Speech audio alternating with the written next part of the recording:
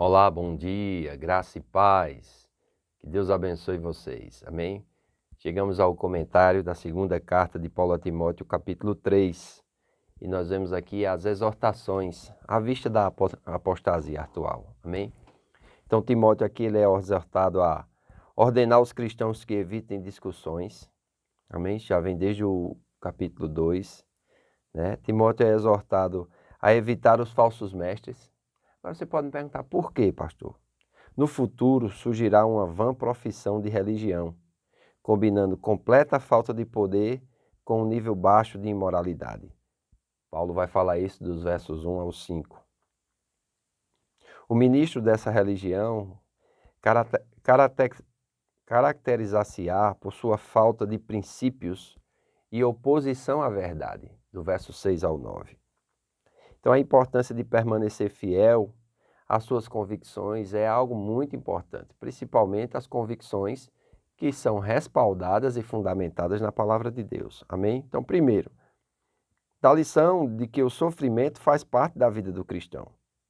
Enquanto nós estivermos nesse mundo, nós vamos ver que os cristãos eles vão padecer perseguições, aflições, dificuldades.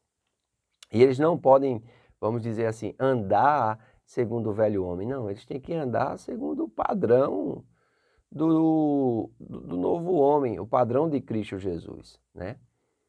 As aflições, os infortúnios que muitas vezes nós sofremos, nós temos que revidar isso no Espírito, né? Bendizendo, orando, intercedendo, exercendo fé, exercendo nossa autoridade em Cristo, né? Então é um desafio. Muitas vezes nós vemos cristãos aí, né, lutando, mas lutando como se fosse um combate carnal, usando armas naturais, usando armas carnais, e justificam isso como se fosse defesa ou ataque, né? Mas nós precisamos aprender que a nossa luta não é contra carne e sangue, mas contra principados e potestades. Amém?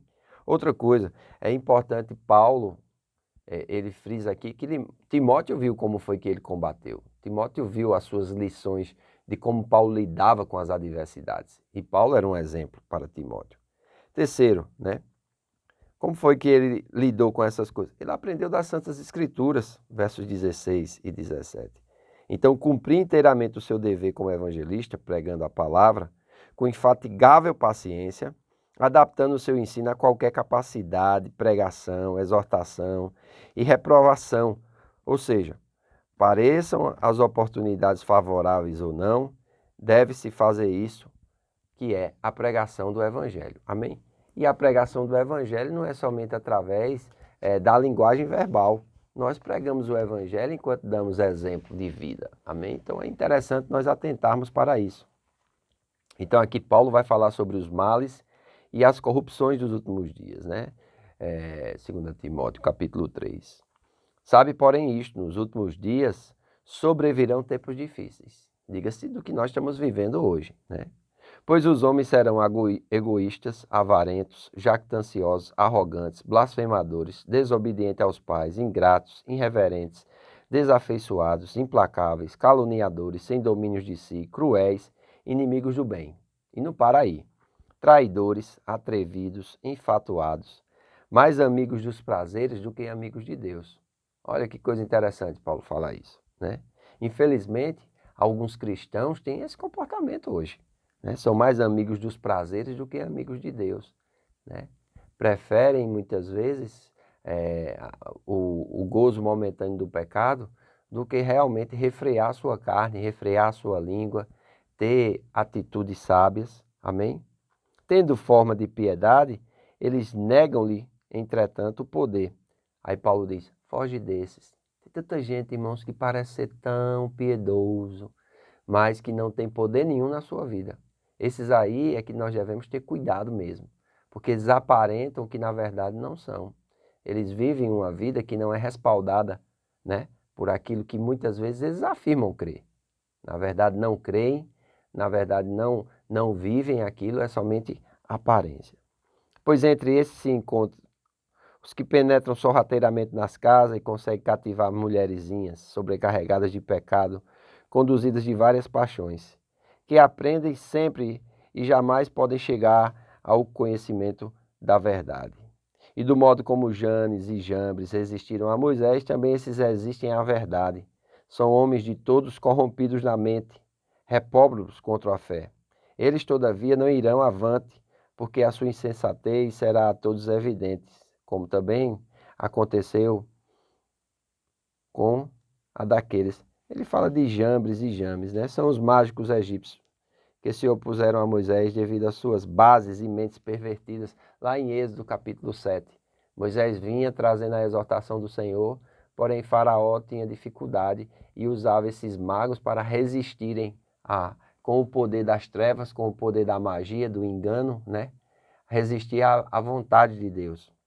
Então Paulo aqui ele vai começar a trazer a firmeza, a exortação, né? E vai elogiar Timóteo pela sua firmeza e para que ele permaneça fiel à verdade, né? A aspiração, valor e utilidade das Santas Escrituras. Irmãos, as Escrituras, elas revelam o Evangelho e elas manifestam o poder de Deus. Eu não entendo um crente que não valoriza a leitura das Escrituras. Um crente que não valoriza a meditação das Escrituras. Um crente que não valoriza a prática das Escrituras. Um crente que você pergunta uma coisa a ele, ao invés de ele falar conforme está escrito, ele fala de acordo com o que está no jornal, ele fala de acordo com o que está nos seus pensamentos, na sua forma de viver. Se sua forma de viver, se a minha forma de viver não está em linha com a palavra de Deus, ela não serve para ser conselho, exemplo, amém, referência para os demais. Então é muito importante nós atentarmos para isso. Verso 10, Paulo diz: Tu, porém, tens seguido de perto o meu ensino, procedimento, propósito, fé, longanimidade, amor, perseverança. As minhas perseguições e os meus sofrimentos, quais me aconteceriam em Antioquia, Icônio e Listra, que variadas perseguições tenho suportado. De todas, entretanto, me livrou o Senhor.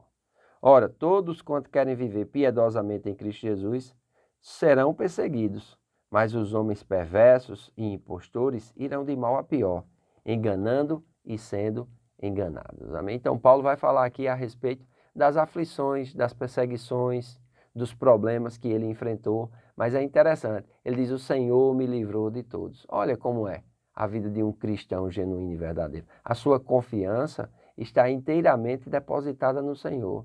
Ele reconhece que os livramentos, que as intervenções, que os milagres que acontecem na sua vida vêm por causa do Senhor. Nada é fundamentado nele, na habilidade dele, na capacidade dele, na eloquência dele. Porém, tudo é fundamentado naquilo que o Senhor proporciona. Amém? Nós precisamos atentar para isso, nós precisamos viver isso e desfrutar disso. Então, ele vai trazer aqui um contraste entre aqueles que servem a Deus e homens perversos e impostores, né? Ele diz que aqueles que servem a Deus, ainda que com aflições, ainda com problemas, ainda com dificuldades, o Senhor vai livrar sempre eles de todos os problemas e de todas as aflições. Amém? De todas me livrou o Senhor, Paulo diz. Porém, homens enganadores e perversos, eles vão de mal a pior, porque eles enganam as pessoas, eles mesmos são enganados, são escravos de Satanás, amém? E Satanás, ele é um péssimo senhor. Ele veio para matar, para roubar e para destruir.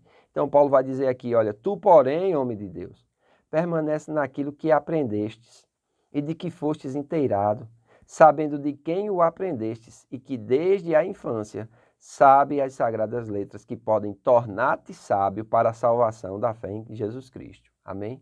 As escrituras podem tornar-te sábio. Por que elas podem? Porque se você aplicar, elas vão te tornar. Se você somente ouvir e não aplicar, você é o tolo. Que Jesus disse que edificou a casa, mas usou como fundamento a areia. Quando vier as dificuldades, vai ruir tudo, vai cair tudo. Nada vai estar fundamentado. Aí Paulo vai concluir assim no versículo 16 e 17. Toda a escritura é divinamente inspirada por Deus e útil para o ensino, para a repreensão, para a correção, para a educação na justiça, a fim de que o homem de Deus seja perfeito e perfeitamente habilitado para toda boa obra. Amém? Essa palavra perfeito fala de maturidade. Então, quando nós nos fundamentamos nas Escrituras, nós vamos andar em maturidade e vamos produzir toda boa obra para a glória do nosso Deus. Então, que Deus te abençoe, que Deus te ilumine, Que você tenha um excelente dia na presença do Senhor. Amém? E lembre-se, espalhe fé, não espalhe medo. Grande abraço e até amanhã. Deus abençoe.